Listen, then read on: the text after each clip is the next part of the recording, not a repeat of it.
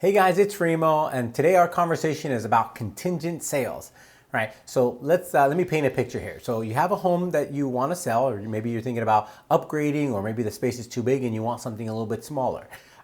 You would like to sell, however, you don't want to be homeless, right? You want to make sure both sales happen at the same time, and that's exactly what a contingent sale is. And we'll talk about the pros and cons. So obviously, the overall flow of it is you put your house on the market, you secure a buyer. Once you've secured a buyer, then at that point you start making offers on your new home. Again, whether it's an upgrade or you're downsizing, and ideally they would close almost simultaneously. The sale of your home would close, let's say, on a Tuesday. The proceeds go from, obviously, you pay off your mortgage and so forth. What's left over goes to the new company, the new escrow company, and with those funds is obviously how you're going to purchase your new home, whether you're buying it cash or obviously that being your down payment. So obviously that sounds great, and you say, well, what's the drawback, right?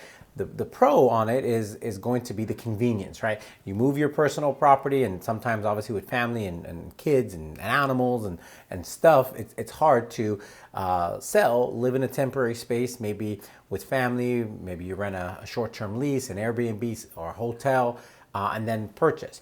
The convenience is you get your stuff and you move it in right into your new home. Obviously a big benefit. So you say, well, why wouldn't everyone want to sell contingent? Like, what's the drawback? Well, the reason why some sellers decide not to sell contingent, and again, find some sort of temporary housing as they transition into their actual home, is here the few reasons. So the first is, obviously, when you're coming to make an offer on the home, we declare to the seller, hey, we have a property to sell. We are contingent, meaning that we're selling a property and we want you to accept our offer with the idea that obviously the money is going to come from the sale of the home.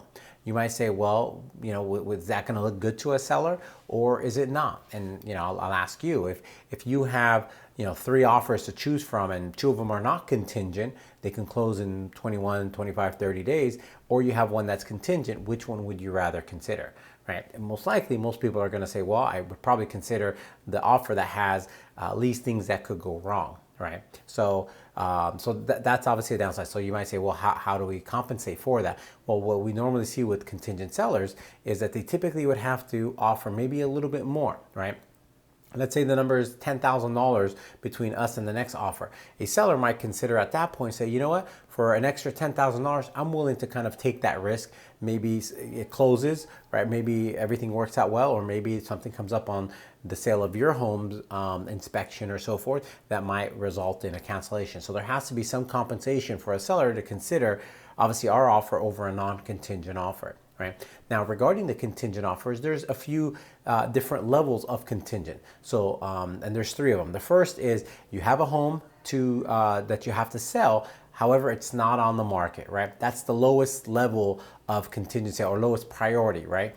And I say this because there's a form that actually goes with your offer that declares which one of these we are. So again, the first is you have a property that you need to sell because you're going to use those proceeds, and it's not on the market yet, right? Next is that you do have a property that you need to sell, and it's officially on the multiple listing service. So a realtor could look it up and obviously make sure that it's priced well, how is it marketed, and so forth. And that's an important reason why, if you're a contingent seller, you want to make sure you do a great job in presenting your home to the market, because down the line, when you make offers, the sellers are going to obviously look at, and their agent is going to look at what it is that you have to sell. So again, the next step would be you have a property that you have to sell. However, it is on the market. Now, the most advanced, right, is you have a property that you need to sell and you've already accepted an offer and you're actually in escrow, right? That typically will let a seller know that you have the capacity of closing within 30 days or sooner. And even a step further to that is that you've accepted an offer, you're in escrow, and maybe your buyers for the sale of your home have done their appraisal and home inspection, and those are behind us.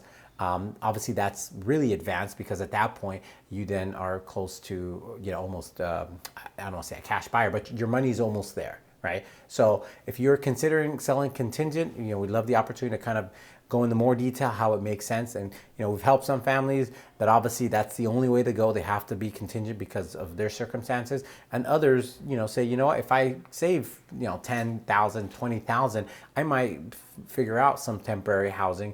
And obviously at the end of the day, you're going to make that decision. So thanks for watching. If you have any other questions regarding contingent sales, please let us know. All the best, and we look forward to helping you very soon.